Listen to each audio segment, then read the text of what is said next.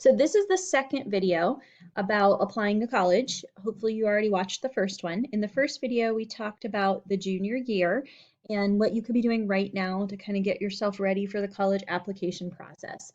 Now we're going to talk about the senior year. And this outline is based kind of on a traditional senior year and what we expect to have happen. We did mention in the last video, and I want to mention again, that with everything happening with COVID and with the shutdown, and as we're working on reopening, we just need to be prepared to be flexible. We need to be paying attention to what colleges are telling us about deadlines and processes and requirements. It will probably look very similar to this in a lot of ways, but we should also expect that there could be some things that pop up that are a little different. So we just need to stay on top of it. And at this point, nobody has outlined any of that yet. So I don't have that information to give you. We just have to keep track and pay attention to what schools are saying. Okay, so with that in mind, by the first day of school, I'm hoping that we all get to walk in together in August and see each other's faces. We want to see you and be able to say, hey, where are you applying? And our hope is by the first day of school, you're already going to be able to name 3 to 5 colleges that you are intending to apply to. And obviously, this is if you're applying to college next year. But if you are, we should have a general list of 3 to 5 schools when you start off that you know you're serious about. You can add to that list. You can continue exploring, though you may not be 100% sure on some of those colleges. They might come off your list, but you should at least be at that point where you've started to target in on some schools. And if it's on your list, you should have done a virtual visit, if possible to get on the campus, do that. And maybe talk to somebody there. All those steps hopefully will have taken place by day one. You're going to use your Naviance to continue that account to continue to explore colleges. But in your senior year, it's also going to be used a lot for tracking application and communicating with the counseling office and your teachers about all of the schools you're applying to, when you apply, and what needs to be sent. So your application has lots of moving parts, and different people are responsible for different pieces of it. You have to turn your application in, and then after that, the counseling office will turn in a series of paperwork and supporting documents, including your transcript and paperwork that we have to fill out about you as a student. And then also what we call a school profile that talks about Licking Valley High School and kind of the courses that we offer so that they know what options you had to take in your classes. I talked about rigor of schedule at the very end of the last video and that schools look at that. So for example, they're going to know all the AP classes that we offer. And if you've never taken an AP class, then they may question that. Like, okay, well, you had a whole bunch of options. Why didn't you take one? Where maybe you're going to apply to go into psychology and you've never taken AP psychology, they're not going to be judging you for that because we don't offer AP psychology. Okay, so you'll do the request on Naviance, and we will use Naviance to then share your documents electronically with the college. And your teachers will upload their letters of recommendation to Naviance as well. And all of those pieces get kind of brought together on that system for the school to download as one kind of package deal. It just helps with tracking and it helps with you being able to see what's been sent when. We're able to see when you've applied. It's a good system. So that's something we'll be working on in Journey to College next year and talking about how to fill all that out and what the process is. You'll need to check the counseling office website for scholarships at least once a week in your senior year. So in the last video, I showed you where to find that under senior information and scholarships. Encouraged you that right now, filling out some of those profiles on the scholarship databases is a good idea. Coming into your senior year, the list of local scholarships will apply to you much more than they usually do as a junior. So you'll want to go there also about once a week to look at local scholarships.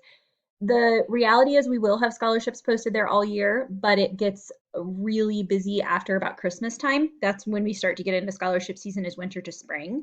So the fall, it lags a little bit, but that's okay because that's when you're so busy filling out your college applications. And then you want to get that done so that you can switch gears and really focus on college financing in the spring. You want to keep track of all scholarships that you've earned so you can keep, know what your situation is financially, but then also we want you to tell us at the end of the year so that we can credit you at graduation and let everyone know what college scholarships you earned. You're going to update your college list in Naviance with schools you're applying to, acceptances, waitlists, and denials. It's just a place you can keep track of all that. And then you want to make sure that your grades stay up. Colleges are looking at your senior schedule and your grades. What classes are you taking? Are they rigorous, challenging classes? And what kind of grades are you getting in them? All right, September to October, take and or retake the ACT and SAT. So in the last video, I talked a little bit about ACT and SAT and the idea that ours got canceled and we're not quite sure what that's going to look like in the fall. I don't think I said this, but I started to. In the conversation I had this morning, May 6th, with Mr. Weaver and Mrs. Lichtenauer, he has been in contact with ACT and they said they do have an open window in the fall for schools to offer the test again, but he has a call in and is waiting to hear back from the Ohio Department of Education about how we would take advantage of that. And honestly, I'm not sure anybody knows right now with the COVID situation. So we have not let that go. Mr. Weaver's continuing to work on trying to get that rescheduled, but we're kind of just at a standstill right now as we wait to see how all that proceeds. But that is something that he is working on. But also, I think we need to understand that colleges know what situation we're dealing with and that this is an international shutdown and that people are going to be more limited in the number of options and opportunities they've had to take these tests. And I think that shouldn't be a cause for panic. That's one of the areas that I could see schools reviewing their requirements. And I actually say that because I've heard, I've seen different articles and stuff about schools considering going test optional who haven't before. I don't have any specific information about any specific school that has done it, but I just know that there is talk about schools having this conversation in their admissions office. So just be aware. We've already seen it happen with CCP, where the focus on test scores was really kind of lifted. I by no means mean to say that that won't be a part of the process or that colleges won't want to see a score. I don't mean to say that at all, but I think that you also shouldn't panic if you don't have a score yet, and just know that we need to pay attention to what schools are telling us and communicate with them about what our situation is. Okay. Meet with your college representatives when they visit Valley. So as representatives come out in the fall to meet with us, meet with them and talk to them about the schools that they go to. Some of them will come to Journey to College, the most popular schools for our kids that they apply to, we put in Journey to College. The others set up lunch tables and you can go talk to them at lunch. So filling out those applications in the fall, having a chance with your parents to sit down and watch the senior college planning night presentation and the financial aid presentation. This year we started doing those on video because so many people struggled to find the time to make it to the presentations, and we got really good feedback from parents about that. So I expect that we'll probably do video presentations again in the fall.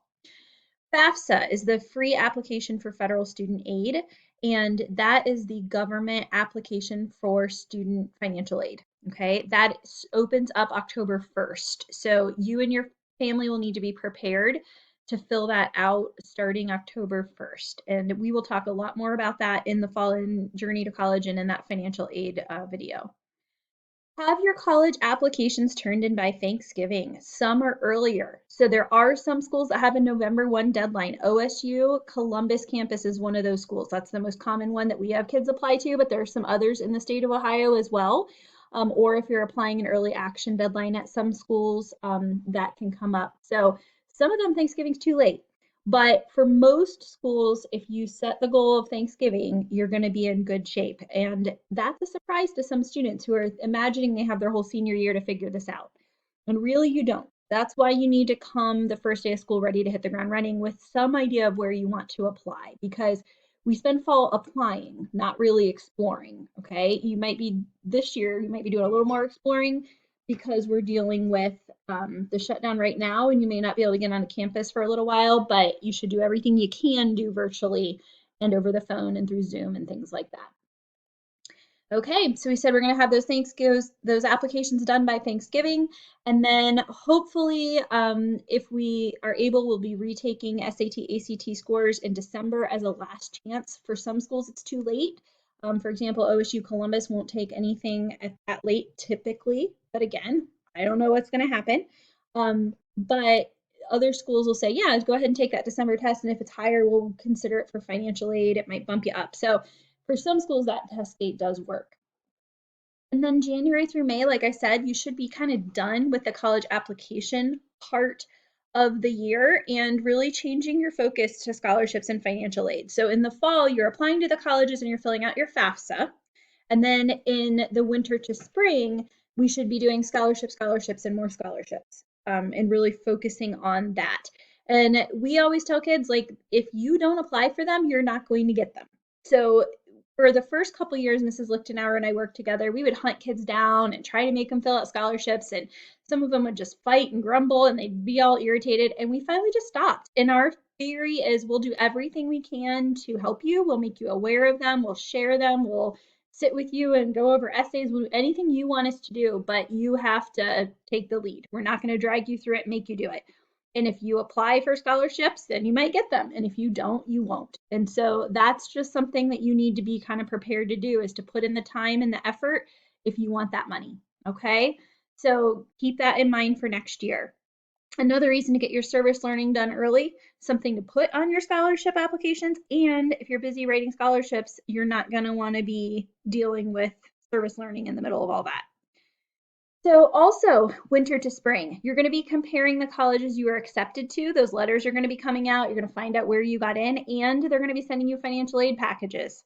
So you're going to be looking at which school has the best fit for you, looking at the programs they offer, the academics, their financial aid, what it's going to cost you to attend. All of those things you've got to consider. If possible, you may decide to visit some of the schools again. Maybe you're between two and you're not totally sure which one you want to go to, so you might schedule one last visit, or maybe ask to go sit in on a lecture or do an overnight visit, something like that. And then May 1 is the national deadline. So by May 1st, across the country, you need to say which school that you're going to attend. And most schools will require a deposit by that date. And that allows them to start planning for the next school year. So by Thanksgiving is kind of one big deadline that you need to get your applications all done, some even earlier. And then by May 1, you need to be ready to make a decision about where you're going and commit to that school. Make sure at that point that you've updated your acceptances and things in Navient, and you complete what's called a senior survey. So we're getting ready to send that out to our seniors now.